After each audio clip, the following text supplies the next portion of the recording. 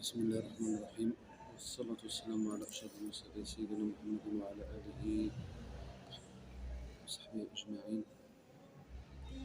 أخوتي المغاربة، آه، مرحبا بكم من جديد في هذا الفيديو. غادي نتحدثوا على ارتفاع الأسعار ديال بعض المواد الأساسية في حياتنا، مثل اللحوم الحمراء واللحوم البيضاء، وأثمنة بعض المواد الأساسية مثل الخضر والفواكه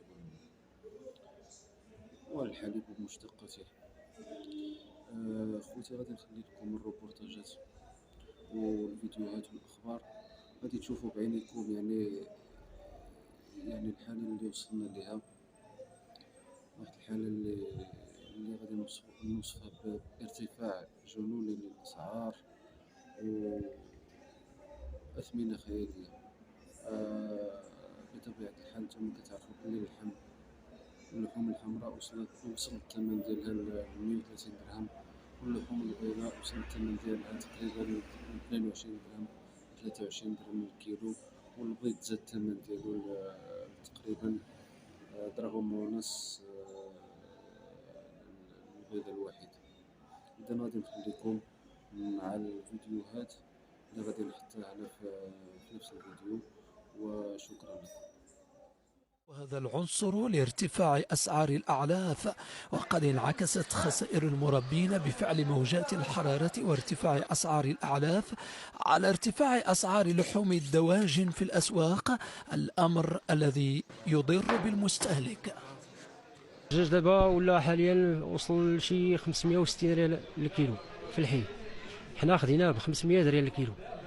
باش خدينا حنا دابا بنادم كيجي بحال ما هكا كيلقى داك الغلا كاين، ما بقيناش كنبيعو فيه والو واخا هكا. يعني كيلقى بنادم دابا تقريبا الدجاجه ديال 30 درهم واصله 1370 درهم. لم تفلح جهود الحكومة في الحد من ارتفاع أسعار اللحوم الحمراء، رغم أنها اتجهت إلى دعم نفس الشيء بالنسبة للشواطئ. أنا مشيت ديك المرة السعيدية، جيتي سوربري صراحة، ماشي ديك السعيدية اللي نعرفوها من اللي كنا صغار كذا كذا. دونك كاين مجموعة كاين عاوتاني واحد الحاجة اللي هي أهمية، وهي الالتهاب ديال الأسعار. يعني ملي كتلقى مثلا انت الخوخ ب 25 درهم 30 درهم، والسميك كيدير 3000 درهم، هذه مع الدولة، أما مع القطاع الخاص يعلم الله شحال كيشد هذاك الإنسان. هذا غير مثال ديال الخوخ. اما الاثمنه كلها ملتهبه، البطاطا 6 دراهم 7 دراهم، البصله 7 دراهم 8، يعني في واحد البلد اللي هو اصلا بلد فلاحي ويصدر المنتوج الى اوروبا، وبالتالي كيصدر المنتوج حتى لافريقيا. انا العام اللي داز جيت كريت في طنجه صراحه، يعني كانت كريت واحد 10 ايام في طنجه، وكانت فرصه انني باش نشوف كاع الجهه ديال الشمال.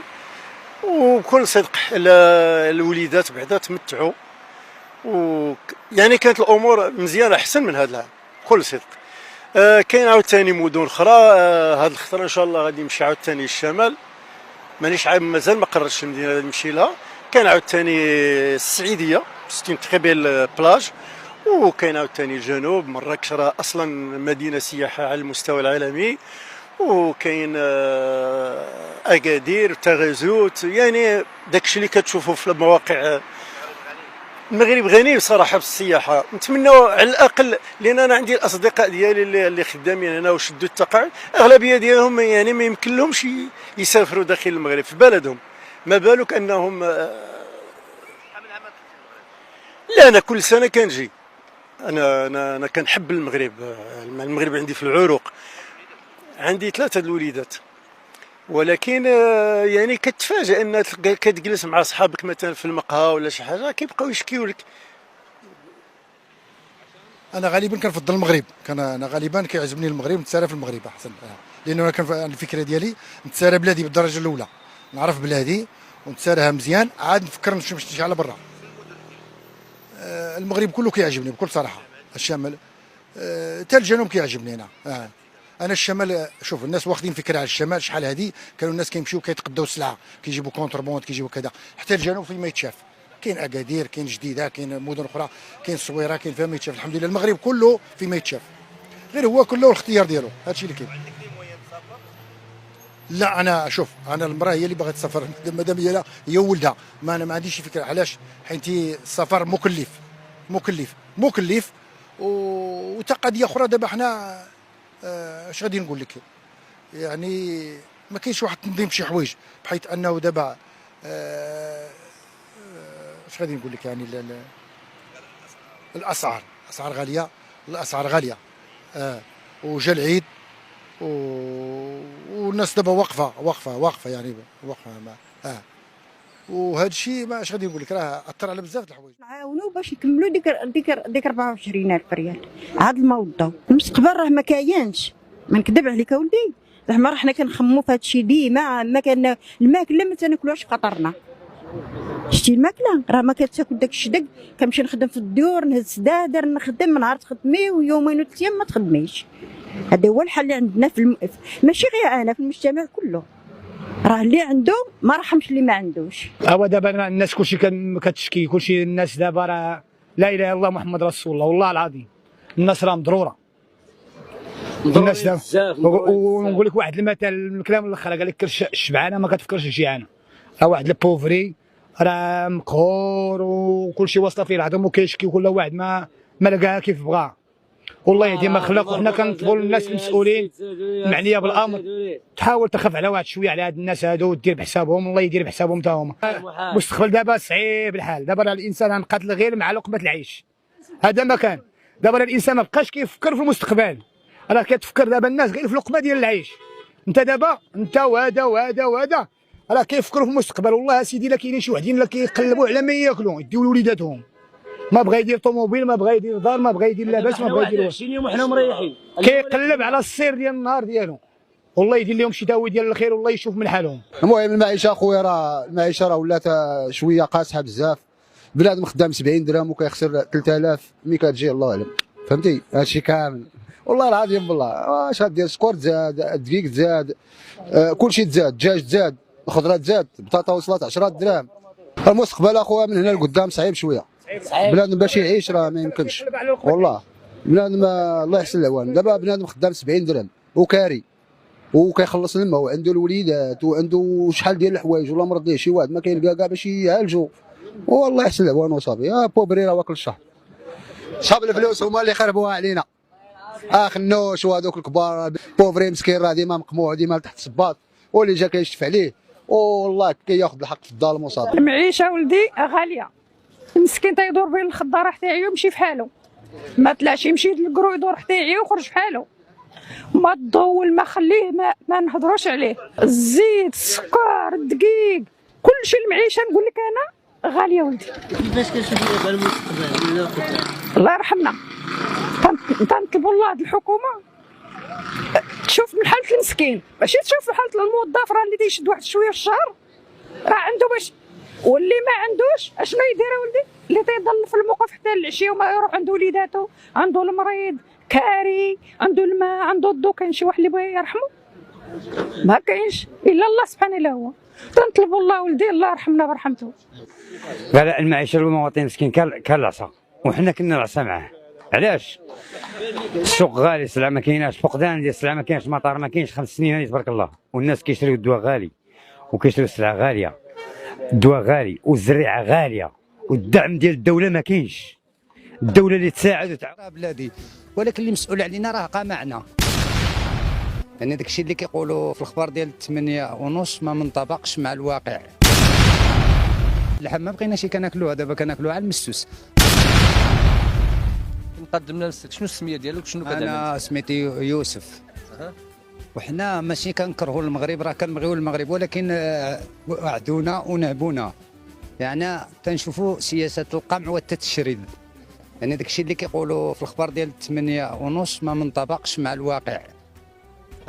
ما منطبقش، كيكذبوا علينا، كيوهمونا ان كيقولوا غيصلحوا هذه يصلحوا لنا الوضعيه، احنا اللي كنشوفوا كيقتلونا السياسه، هذا الحرب البارده يعني ما كاين والو. انت شنو كتعمل في الحياه ديالك؟ شنو الخدمه انا ديالك؟ الخدمه ديالي انت كتشوف مره كنجيب العشوب، مره كنجيبها في الليو، مره يعني كنخلق الراس الخدمه. الدوله سامحه فيا ما كونت. ما عندكش شي خدمه قاره اللي كتدخل منها الفلوس يعني لا، كل نهار ورزقو؟ كل نهار ورزقو، ما كاينش الخدمه نورمال. وانا لو لقيت كيفاش نعمل نزيد. علاش؟ انا ماشي كنكره بلادي، ولكن اللي مسؤول علينا راه قمعنا. يعني انت مع الفكره انك ما دخول راضيينش بهم كاع. عندنا داك الشيء اللي كيقولوا كل شيء كذوب ما منطبقش مع الواقع. خلاصه القول بقى 0 في المية. باقي البطاله، باقي الهشاشه، باقي الاميه. وما كيقولوا حنا وعينا فين وعينا في التلفزيون ولا في الحقيقه. هذا الشيء اللي كاين. الواقع راه ما كاين والو. راه كاين القمه ديال التخلفات. راه كيسرقوا لنا الاراضي ديال جدودنا، جاوا الاوراش باش نتعوطوا فيها ما تعوضناش. عندنا الملكيه كذا شردونا. يعني صناع القرار والاحداث والسيطره على الاعلام، واللي كيهدر كيقولوا اما اختلال عقلي ولا حماق، فهمتي؟ اما غادي يديروا لك حادثه السير ولا اختلال عقلي ولا غادي يعتقلوك. هذا هو الحل ديال المغرب. خاصك تكون دائما عباد واخا بالجوع، طب اللم واخا بالجوع. حنا جينا في الانتخاب كيسقسيونا، قلنا لهم شنو المصير ديالنا حنا باش نصوتوا لكم؟ قالوا الوقت اللي دابا ماشي هو السابقه اللي قاز. ملي صوتنا عليهم زادت ارتفعت كل شيء. ان الخبز ما بقيناش نلحقوها، اللحم ما بقيناش كناكلوها، دابا كناكلوها على المسوس. هذيك البطاطا العفنه اما المزيانه كامله كتمشي تصدير انترلاسيونار. كناكلوا الحاجه عفنه بالثمن بالجوده. ملي تتهضر ما كاينش اللي يسمعك. كتصبح ملي كتبغي تطلب حقك يقولوا لك انت تدير الصداع. يعني المواطن البسيط بحالك اللي كيحرر على النهار ديالو ما يقدرش يعيش حنا ما بقيناش خدامين راسنا، ولينا خدامين الليل. كيحسبونا الثروه البشريه. هاد 1000 فرنك هذه اللي سعيتها ولا خدمت فيها غنعطيوها ليلم. هما كيربحوا في جميع المجالات والاختصاصات. حنا ما رابحين معاهم والو، ما ضمننا لا مستقبل ولا والو. حنا ولا كان البحر مشتف راه ما يبقى حتى. وهذاك الجيكو 13 اورو. معليش هذا 3 كيلو بكنز. ما نعرف الا ما ضرناش. الكتلات ب 14. هذا سكالوب الكيلو ب 16. وهذا الكيلو ب 13. عجل هذا. وهذا كيف عجل. لا فهمي 2 كيلو هذا. حصيلو رخيص على الاخر. رخيص. راك تشوف في الاسواق. المرقازه وكا كيلو ب 8. وديما فما بروموسيون، في كل حاجه تلقى بروموسيون. تعديو فاميليا للخضره. فما البطاطا هذه اللي بالتراب ذات جوده عاليه معروفه فرشكه على الاخر. الكيلو نتاعها ب 99 سنتيم. هذه تتسمى غاليه راهي، فهمت؟ فيكم ام مارشي انا 99 سنتيم ما وصلتش للاورو. وهذا البصل يتسمى كيف هذا كاليتي قويه برشا. كيلو انا 49. وثم زاد 5 كيلو ب 3 اورو. وين وريتكم على الاول. الثوم الكيلو ب 5.95. حصيروا كل شيء تتوقف بمخك تلقاه رخيص لهنا.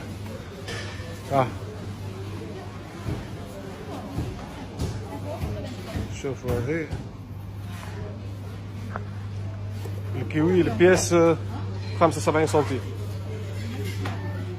باغ بياس بالوحده. بطيخ الكيلو ب 2 اورو. كيلو 2 اورو. كيلو انا 99. هذا ديما كاليتي باهيه مش نورمال. معناها هذا هكا تفاح 95. 2 اورو 95 الكيلو. وهذا يتسمى غالي 3.49.